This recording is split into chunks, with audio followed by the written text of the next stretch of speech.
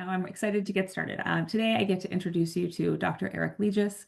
Dr. Legius has contributed to the revised diagnostic criteria for NF1, Legius syndrome, and the schwannomatosis. He was also a senior author on the recent publication of guidelines by the European Reference Network Genturis concerning the surveillance and treatment of NF1 related tumors. He has been many years important contributor and key opinion leader in the world of NF research and clinical care. And we are thrilled to have him here today to talk to us a little bit about his discovery of Legius syndrome and café-au-lait spots and what that all really means. So, Dr. Legius, I'll hand things over to you. Thank you very much for this nice introduction. I will start up my PowerPoint presentation here. Yeah.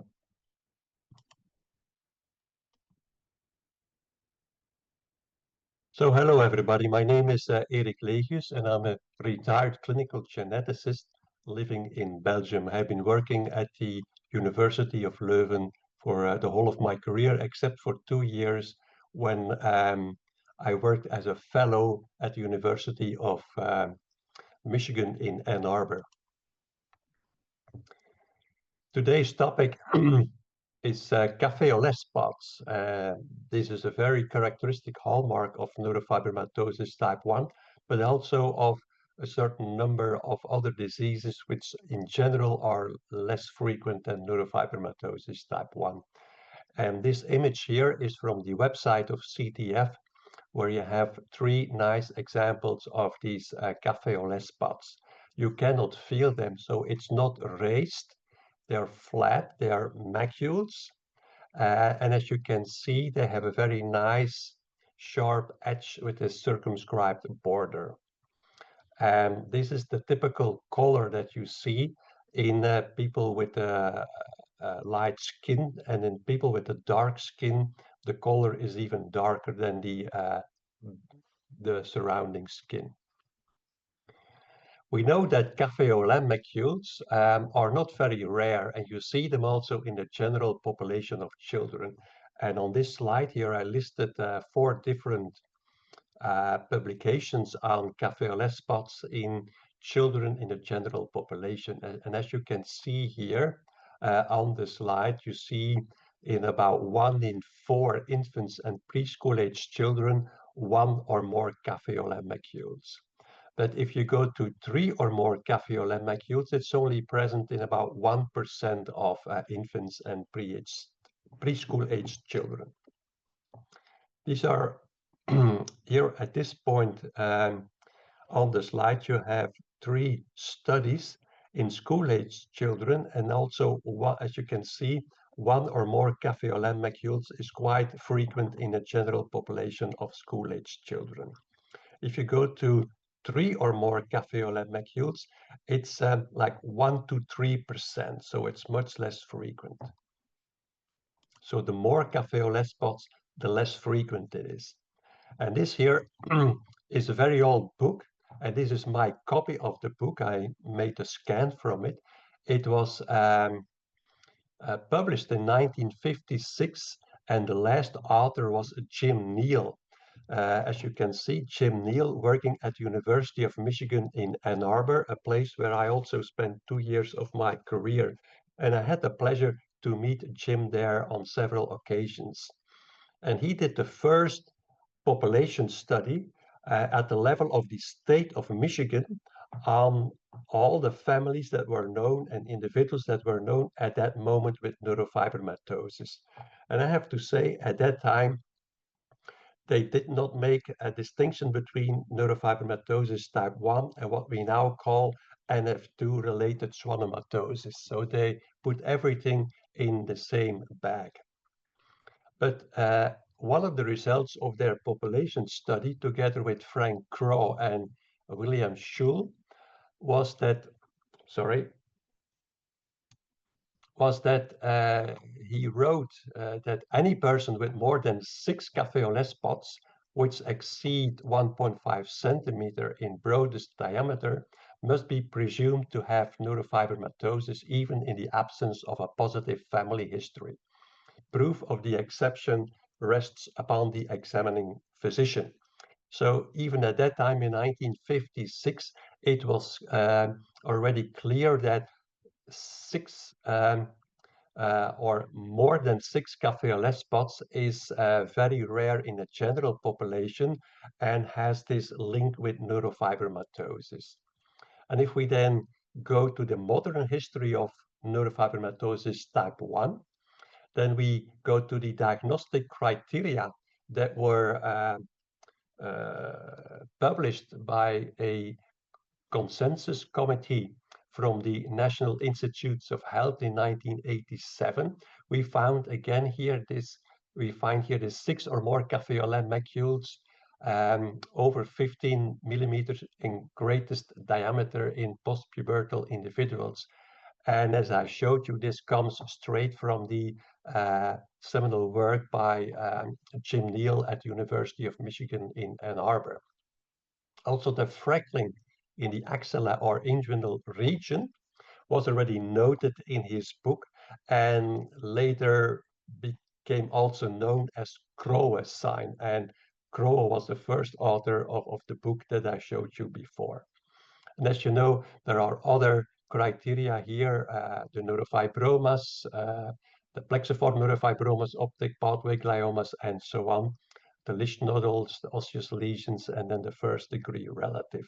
And at that time in 1987, it became very important to really make a distinction between neurofibromatosis type 1 and what was at that time called neurofibromatosis type 2, because they showed that genetically they were different, because the NF1 gene showed co-inheritance with the region on chromosome 17, and the NF2 gene showed co-inheritance with the region of chromosome 22. So they knew at that time that the two genes were on different chromosomes, and these were completely different conditions, and therefore they needed good diagnostic criteria to select the correct families for genetic studies. And here we have an example of all the different things that you can see in an individual with neurofibromatosis type 1, and they're all part of the diagnostic criteria. And in the left upper corner, we see the typical café-au-lait macules as they are very frequently seen in this image here in the child with neurofibromatosis type 1. We know that the café-au-lait macules are quite often one of the first features that you can see, because they sometimes are 1 or 2 or 3 of these macules are already present at birth, but especially during the first months of life, they start to appear when the pigmentation in the skin starts to develop after birth. And you can have some osseous abnormalities, but the orbital dysplasia is usually not easily to see in young children. The tibial dysplasia is present from birth on and might evolve into a pseudarthrosis. The plexiform neurofibromas are usually in a very young child, still relatively small in a way that they cannot be seen or noted externally. And all the other features of NF1 develop only later in life. So the café-au-lait macules are really very important as a first step in the diagnosis towards neurofibromatosis type 1. When I was in Michigan in 1990 as a fellow, I witnessed the identification of the NF1 gene, because at that time in 1990, the NF1 gene was not yet known, and then in 2 cities, 2 universities, one in Salt Lake City and the other one in Ann Arbor in Michigan, identified the NF1 gene. And then immediately it became clear when scientists were looking at the genetic code of the gene that it had a function, as we can see here on this figure here, a function where it inactivates the RAS protein once it is activated. And the RAS protein is activated by a growth factor that binds the growth factor receptor, which is at the membrane of a cell. You see it goes through the membrane, and the inner side of the growth factor receptor then activates a number of what we call adapter proteins, and they then activate RAS by stimulating it from the state of RAS bound to a small molecule called GDP, and then it changes into GTP. Once the three RAS proteins here, which are anchored in the membrane, are linked to the GTP protein, it's active and it can further activate other proteins that then make the cell differentiate or grow or proliferate.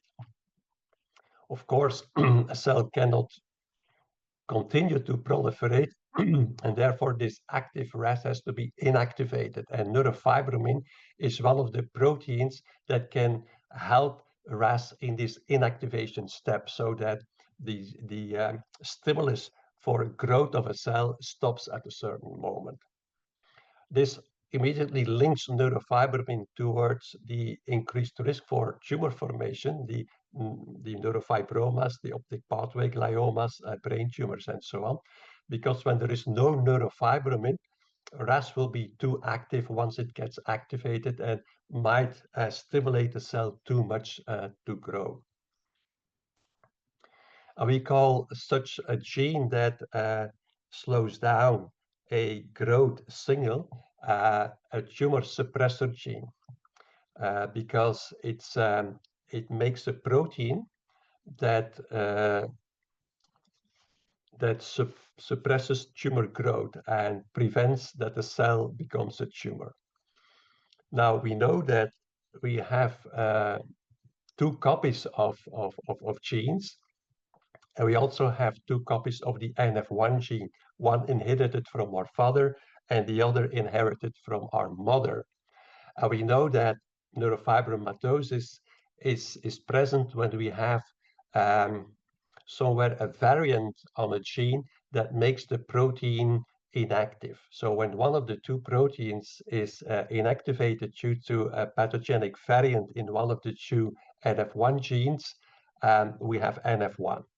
But the different features of NF1 are only present when in a specific cell also the normal copy of the cell is inactivated. We can see here a little embryo on the right side. So the different spheres represent embryonal cells. And one of the two copies, the blue copy of the NF1 gene, is inactivated.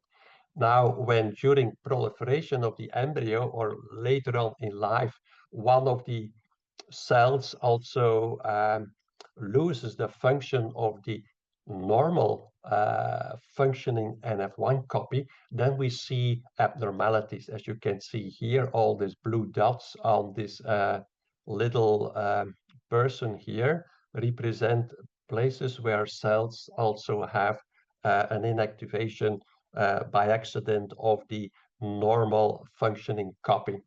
We see this in all different tumors that we can observe in patients with neurofibromatosis, but also in non-tumoral features such as café-au-lait spots and in the abnormal bowing of the bones of the leg with or without pseudarthrosis. In each of these instances, we see that if both copies of the NF1 gene are inactivated, there is no neurofibromin, so no protein produced that can downregulate RAS, and we see an increased signaling through the RAS proteins, making the cells grow too much. And we see here again these café-au-lait macules. And also in these café-au-lait macules, if you isolate the melanocytes and analyze them, you will see that not only one of the two NF1 genes has a specific pathogenic variant, but also that the other copy during after fertilization and during embryonic life or sometimes later in life experienced somewhere an error or an abnormality in the normal functioning copy of the NF1 gene, producing cells here, melanocytes, that are too active and producing too much melanin, and this results in this darker color. But this phenomenon of inactivation of the normal functioning copy of the NF1 gene, this inactivation is independent in every café-au-lait macule. So if you take melanocytes from 3 different NF1 related café-au-lait macules, analyze those melanocytes for NF1 abnormalities, you will see that they have the same abnormality in the NF1 gene, the same pathogenic variant that was present at fertilization, but that the second hit, meaning the inactivation of the normal functioning NF1 copy, is different in every melanocyte. A couple of years ago, we had a smaller committee again to look at the diagnostic criteria for NF1. And we thought it was time to revise those criteria because it was already a long time ago that the initial NIH criteria in 1987 were established. And we went through this with a whole group of people. And as you can see, there were a couple of differences now, a couple of new items. Instead of only iris lesion nodules, we also included some choroidal abnormalities that can be seen with a specific computer that looks into the back of the eye. And most ophthalmologists also have these newer machines available now, so you can either look at the lesion nodules in the iris or in the back of the eye for the choroidal abnormalities. We also included this heterozygous pathogenic NF1 variant, meaning that one of the 2 copies of the NF1 gene should have what we call a pathogenic variant, a mutation that makes it inactive. And this is normally analyzed in white blood cells taken from a blood sample. And since one of the 2 copies has this variant, you see it in 50% of the DNA fragments that you analyze from that gene. We also said that the child of a parent who meets diagnostic criteria needs only one other criterion. We also noted that, or have this note here, that if only café-au-lait macules and freckling in the axilla are present, the diagnosis of NF1 is most likely, but it might have also another diagnosis, the person, such as Legius syndrome. So you have to consider, in the presence of only café-au-lait macules and freckling, also other alternative diagnoses. And we also stressed that the pigmentary findings, café-au-lait macules or freckling, at least one of the 2 should be present on both sides of the body to try to eliminate the cases with mosaicism as much as possible. And here you see a case of mosaicism where only the left side of the body, as you can see here at the level of the belly, so the left side shows this abnormal pigmentation, and the left arm shows 3 café-au-lait macules, and in the left armpit there is freckling. The right side of the body was completely normal. In this case, we know, since the café-au-lait macules are not present all over the body, but are limited to one side of the body, that at fertilization, so at conception, the sperm cell nor the egg cell had this NF1 pathogenic variant. So both were normal regarding the NF1 gene, and at fertilization there was no NF1 pathogenic variant present. It's only after a couple of divisions, when you had a couple of cells, that one of those cells made an error in copying the NF1 gene and introduced a pathogenic NF1 variant. And then you will see that this pathogenic NF1 variant is present sometimes only in one part of the body. When you have on top of the cells that have this one variant in the NF1 gene in one of the 2 copies, on top of that, you get a pathogenic variant in those cells in the second copy of the NF1 gene. You then again inactivate both copies of the NF1 gene. If this happens in melanocytes, you will get a café-au-lait macule. But in these cases, of course, it is most of the times it's very difficult and even often impossible to find this pathogenic variant that happened after fertilization. It's very difficult or impossible to detect it in the blood cells because they are quite often not involved. And also diagnostic criteria that we made for mosaic neurofibromatosis type 1. And I will not go into detail here. But we also identified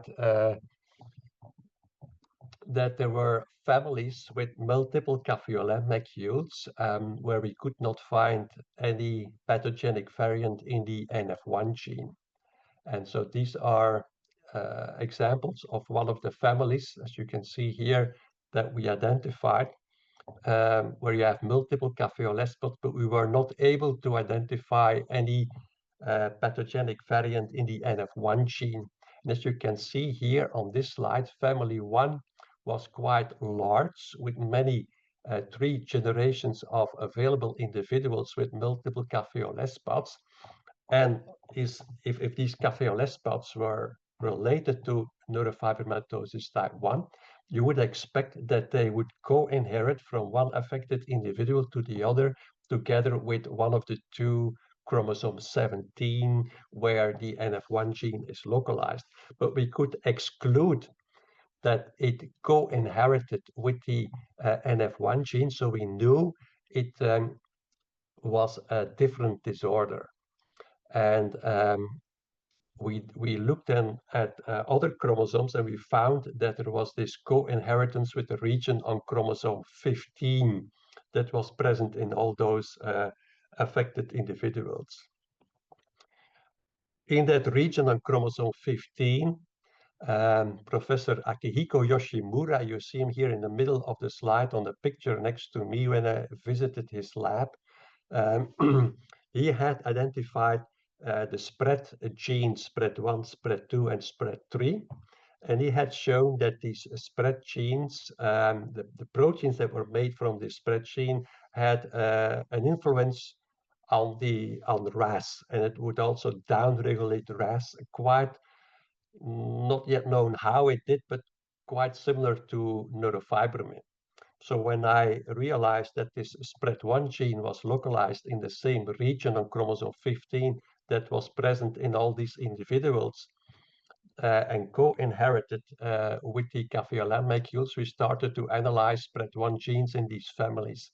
And by that time, this is 2007, when we published our first publication, our first paper on this topic, we had identified 5 different families that had multiple café-au-lait macules, but it would not inherit together with the NF1 gene. And we showed that they all had a pathogenic variant in the spread 1 gene. And also when we looked at melanocytes, so on the right side here, you see our experiments on the melanocytes, we could show that also in the melanocytes of the café-au-lait macules of these individuals, the normal functioning copy of the spread 1 gene was also inactivated, and this resulted also in a hyperactivation of this RAS pathway in a very similar way to what was seen in neurofibromatosis type 1. And then I set up a collaboration with Ludwig Messiaen, who died last year in 2024, and she spent a long time of her career at the University of Alabama in Birmingham, and she had a large lab doing a lot of mutation analysis for individuals with neurofibromatosis type 1, and she had more than I think 2,500 samples of different individuals from different families that she analyzed for neurofibromatosis type 1, but also she started analyzing them for spread 1. And so we found an additional set of individuals that she identified in her series. And they all these individuals, when we put them together, they all had café-au-lait spots with or without freckling, a large head. Some had some Nuna-like facial features. And they had few learning problems, ADHD or ASD, so autism spectrum disorder or attention deficit disorder, but much less than you would expect in children with neurofibromatosis type 1. So to summarize everything, the condition was then named Legius syndrome. And it's also a autosomal dominantly inherited condition, exactly the same as neurofibromatosis type 1. So it inherits from one generation to the other, and it's transmitted with one chance out of 2 from an affected parent to a child. But these individuals have, in fact, only café-au-lait spots. They might have freckling in the axilla, but not all of them have it. They might have some slightly enlarged head, and they might have learning problems, attention deficit disorder, or autism spectrum disorder, but much less frequent than we see in neurofibromatosis type 1. And most importantly, these individuals do not develop the NF1 associated tumors such as optic pathway gliomas, neurofibromas, plexiform neurofibromas, and so on. So in fact, if there is somewhere a child that goes to a clinic for neurofibromatosis with multiple café-au-lait spots and you find a spread 1 pathogenic variant, then you know it's Legius syndrome, and that's in fact good news for the parents of such a child, because it doesn't need the specific follow-up for tumoral complications that you see in children with NF1. We calculated that the percentage of children that are in follow-up at a multidisciplinary NF clinic, that about 1 out of 30 or 1 out of 50 in fact has Legius syndrome. But it's important to tell you that you cannot tell the difference if you do not perform mutation analysis. And then there is this publication here from 2012 from the lab of Frank McCormick that showed the relationship between spread 1 and neurofibromin. As I told you before, you have this membrane of the cell, which is the outer membrane of the cell. When a growth factor binds to a growth factor receptor at the membrane, the outer side of the membrane of the cell, then the inner side of this growth factor receptor is activated, and by all these adapter proteins, RAS gets activated. But RAS is anchored in the membrane, as you can see here, to be close to the growth factor receptor. But neurofibromin in itself has no possibility to go from the inner side of the cell to the membrane. But as you can see here, it binds to the spread 1 protein, also to the spread 2 protein. And spread 1 and spread 2, they have the ability to go to the plasma membrane and anchor themselves at the plasma membrane. And in fact, the function of spread 1 and spread 2 is to bring neurofibromin to the membrane so it can down-regulate and inactivate activated RAS. So, and that really shows you why these two syndromes can be so similar.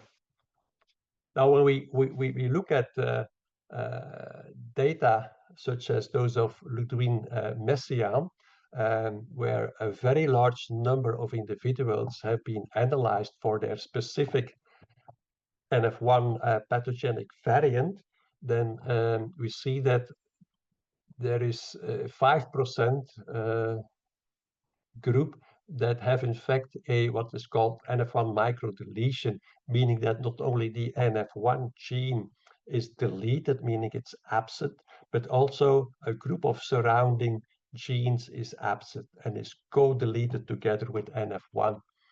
We know that if this gene called SUS12 is co-deleted together with the NF1 gene, that there is an increased risk for having more neurofibromas, and for the fact that one of these internally located neurofibromas might become malignant, and we call that an MPNST. It stands for malignant peripheral nerve sheath tumor. We also know that there are two other relatively rare genetic variants here that are specifically associated with spinal neurofibromas, meaning neurofibromas are on the nerve roots when they exit the spine.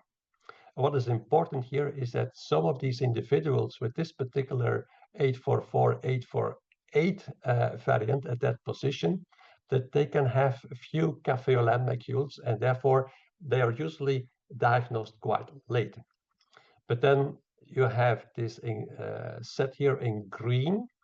It's like 2.5% of all individuals with NF1 also have a specific variant that is associated with no development of neurofibromas, no cutaneous, no plexiform neurofibromas, and also no optic pathway gliomas. And this is a phenotype, let's say they look very, very similar to the ones with the spread1 pathogenic variant, because they also do not develop these NF1, these typical NF1 associated tumors. So just based on the clinical examination of these two groups, you can see that they have in a family only café-au-lait macules, no neurofibromas, no optic pathway gliomas, no Lisch nodules, and so on. But just based on the clinical examination, you cannot know if they have one of these specific variants in NF1 or a spread1 variant. And for that particular reason, you can make only, you can be sure of the diagnosis of Legius syndrome only when you do this molecular analysis. We estimate that in about 13% of cases with neurofibromatosis type 1, there is this correlation between the specific genetic abnormality that you find and their phenotype, where it matters for the follow-up of this individual, because you can direct the surveillance to specific regions in the body, or you know that there is no specific surveillance needed for tumors. When I start to calculate a number of things, I used this large table from this publication, again from Ludwine Messiaen in 2009, where she analyzed 2,432 individuals, both for NF1 and spread1. I came up with this here. There is this specific group of individuals, of children mostly, that have more than 5, so 6 or more café-au-lait macules.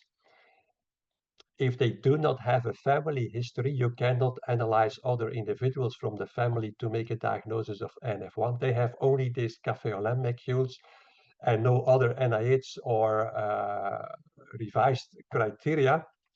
So you don't know for sure if they really have NF1 or another condition. So if we look at 957 samples that were referred to her for genetic testing, with a technique that was used at that time, which is more than 15 years ago, knowing that there was this probability of finding a specific variant in NF1 or spread1 in case there is no family history of 87%, and know that the probability of a pathogenic variant that you find, let's say, a false positive is 1 in 1,000, then you can calculate that in this group, there must have been half of them must have had NF1 and the other half must have had something else. So if you did no test, you could say that in this specific group, the chances of having neurofibromatosis type 1 or Legius syndrome is 1 in 2. If with the test that she used at that time, if the test was positive, meaning it showed a pathogenic variant in the NF1 gene, then your probability was virtually 100%, like 99.9%, that this individual had in fact neurofibromatosis type 1 or Legius syndrome. if this molecular test was negative and didn't show any abnormality in those two genes, then there still was this lower, much lower, from 50 to 11.6% reduced risk of or probability of having NF1 or Legius syndrome. And certainly not at the time, and certainly not in sporadic cases. You cannot detect a genetic abnormality in all cases because of different reasons. More recently, in 2024, there are two publications showing that multiple café-au-lait macules could also result from a pathogenic variant that inactivated the LZTR1 gene. And so these labs, they studied 849 individuals who had more than 5 café-au-lait macules and nothing else. And they could not find a specific variant in the NF1 gene or SPRED1 gene. So the group of cases where nothing can be found. And they found in about 5% of these cases a inactivating, what is called in genetic terminology, loss of function variant, an inactivating variant in the LZTR1 gene.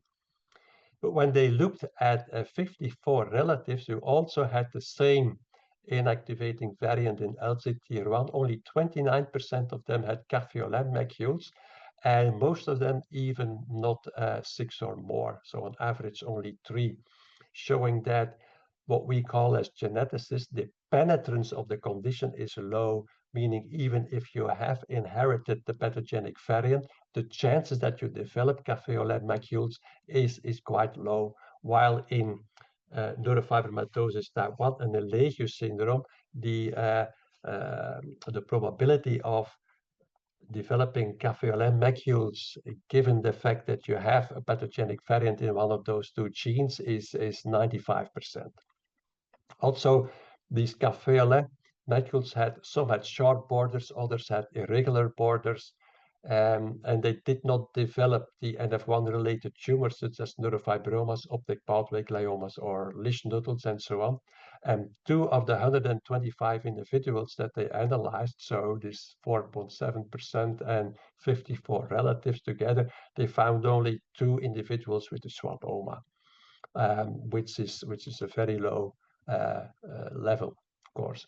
And here you see from their publication the café-au-lait macules, and some are really identical to what you see in NF1 and Legius syndrome. Others, as you can see here, are very irregular, more irregular than you would normally see in NF1. So it's a mixture of the two. And this is a schematic of the gene here and the places where variants are found. But you can also find variants in schwannomatosis and in 2 forms of Noonan syndrome. So this gene is quite specific because there are different, what we call phenotypes, different clinical conditions linked to variants in that gene. Some of them being schwannomatosis, other café-au-lait macules, or dominant Noonan syndrome.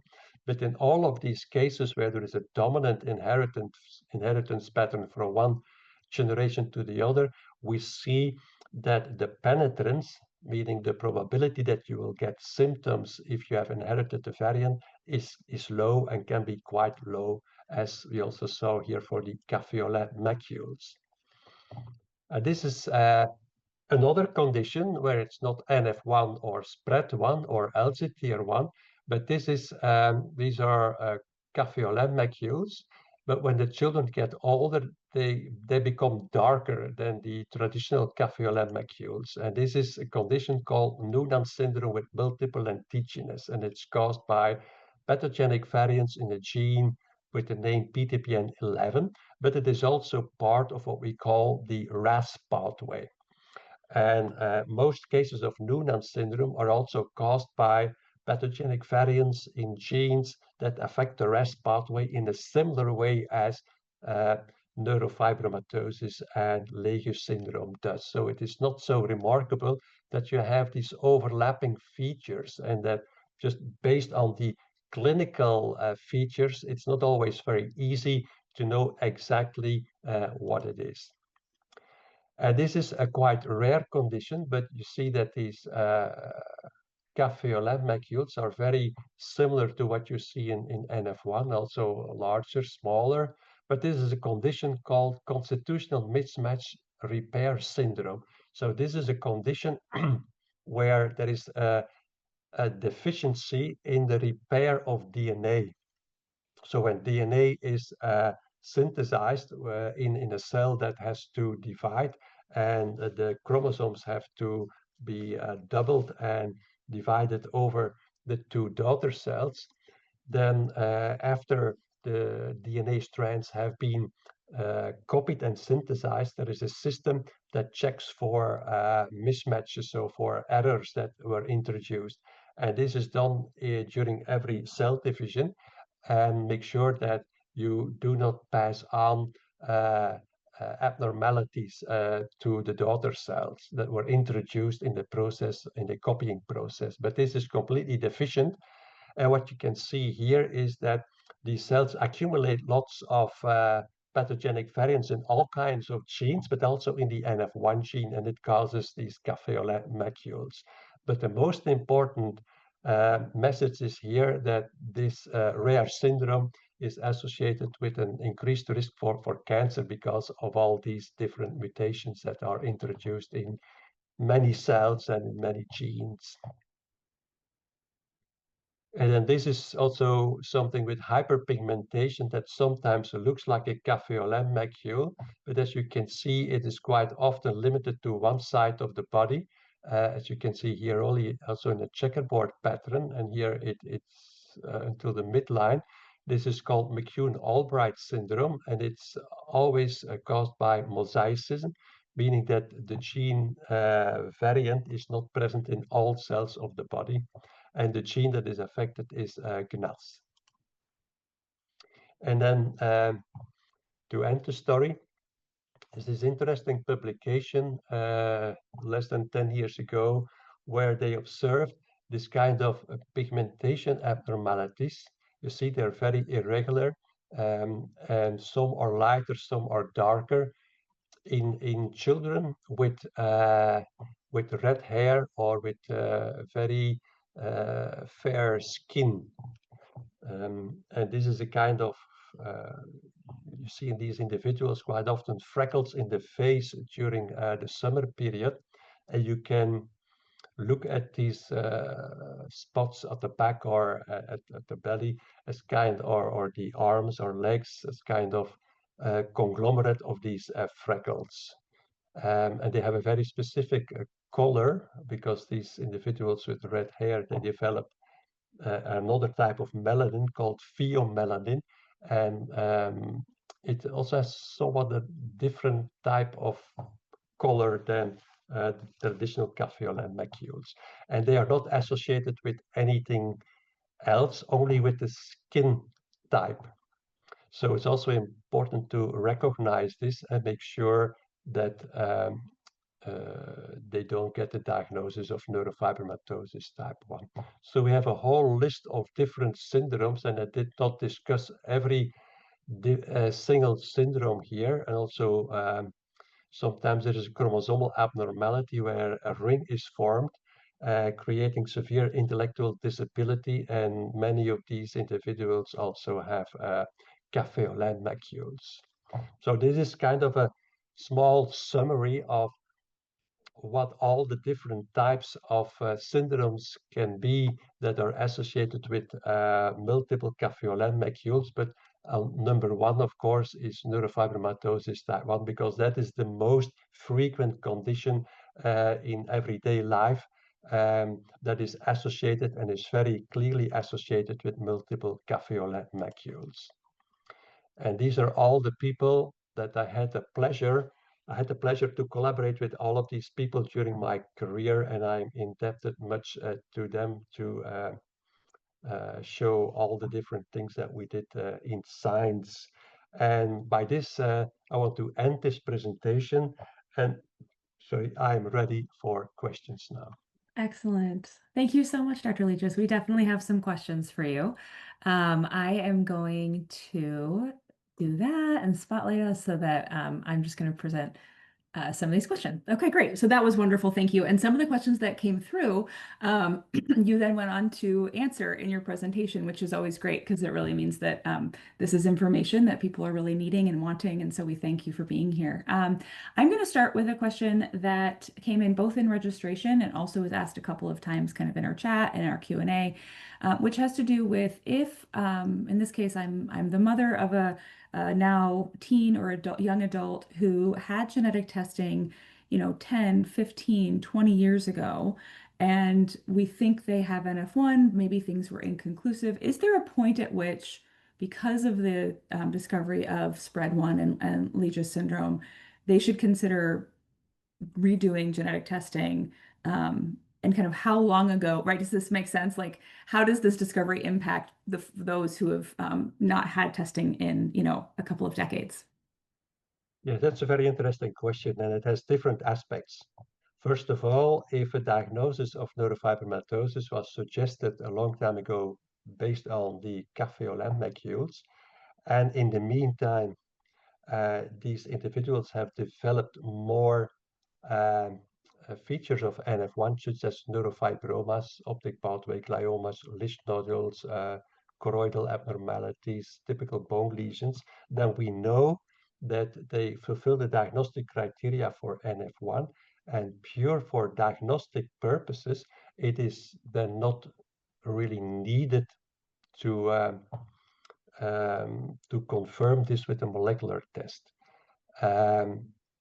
But when they get older and they might consider starting a family and having children, from the point of view of genetic counseling, it might be of interest that at that moment they have a genetic test redone to see if at this moment it's not possible to find the specific NF1 variant.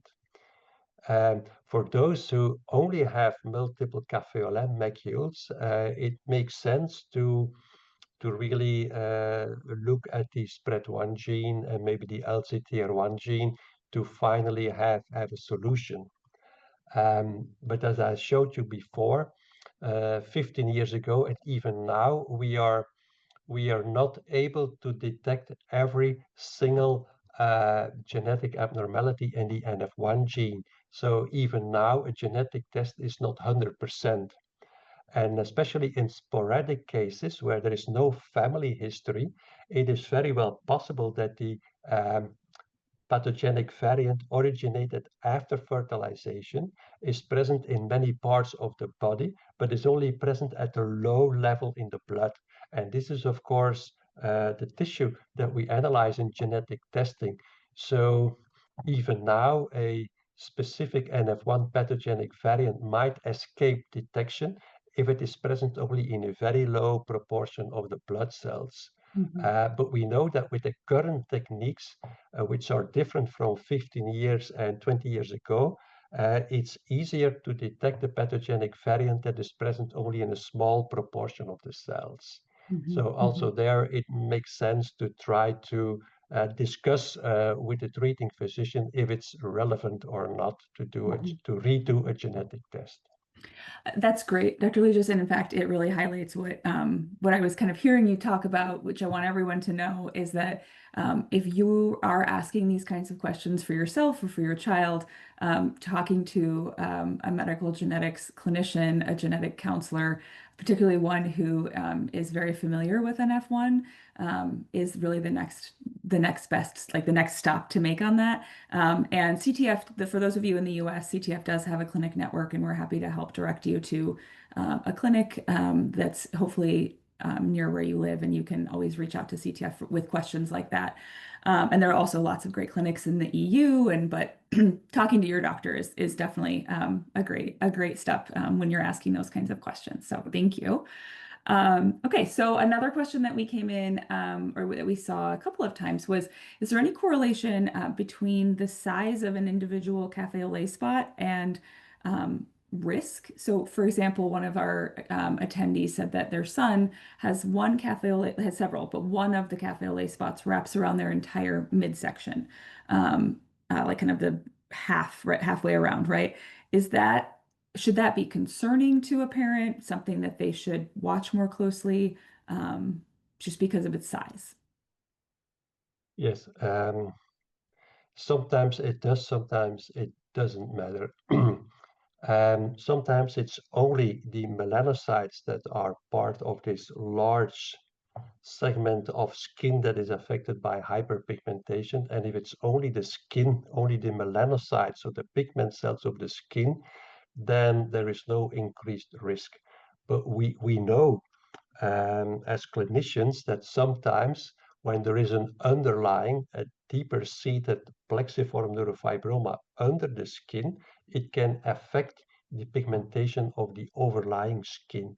And sometimes we see a large hyperpigmented region, like a very large café-au-lait spot, over a plexiform neurofibroma. So if it has been excluded that under this large pigmented area, there is a plexiform neurofibroma. If that has been excluded, then there is no increased risk per se from this large café-au-lait macule. Yeah, thank you. Yeah, that's very helpful. Another question that came in was, does and this might maybe this differs depending on where you're living. You'll have to tell us, Dr. Legis, but does the typical genetic testing that you would get cover both looking at the NF1 and the potential for spread one, or is that some kind of really special testing that you have to specifically ask for?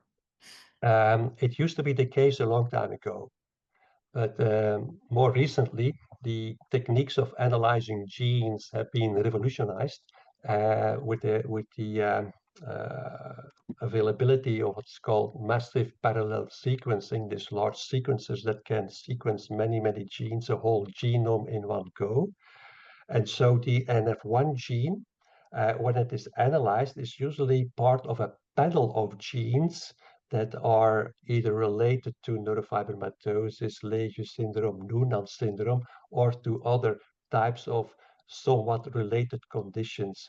And then the whole panel of genes is used each time a certain condition that is part of this group of conditions has to be analyzed. So you can use the same test over and over for many different conditions.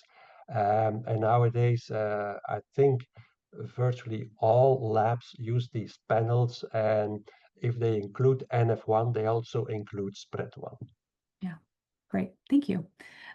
We have another question asking, how are you incorporating novel pathogenic variants into your own research to expand understanding of progression and potential comorbidities? Yeah, and I think that's kind of a really fun question since I know you're still active in NF research. So. Yeah, this is a very interesting question, but also a very difficult question because the largest, let's say, biobank and database of different variants in the NF1 gene was established at the University of Alabama. And they have, I think, now more than 3,000 different variants, meaning that virtually every family has a different variant in the NF1 gene. So the gene is very large. It has nearly 9,000 different letters of genetic code. And you can inactivate the gene in many, many different ways, affecting one or more of these nearly 9,000 different letters genetic code.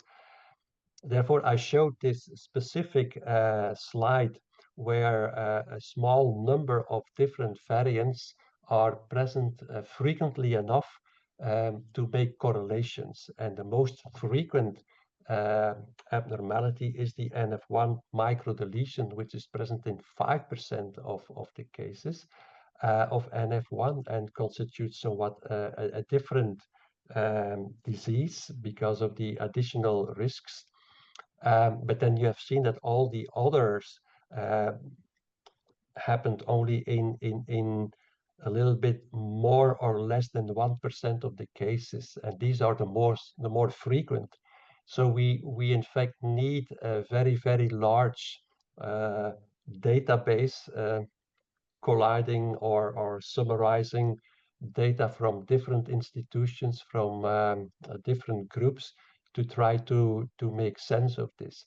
But the general idea in research is that if you really clearly inactivate the NF1 gene, then it does not matter too much how you do this. The result is more or less the same. And the differences in phenotype are in 85% of the cases not very much related to the specific DNA variant that is found, but more to the second hits that happen at random at different places that are different in one individual versus the other. And there are a number of monozygous twins that have been studied where one of the monozygous twins is externally more severe affected than the other member of the twin pair.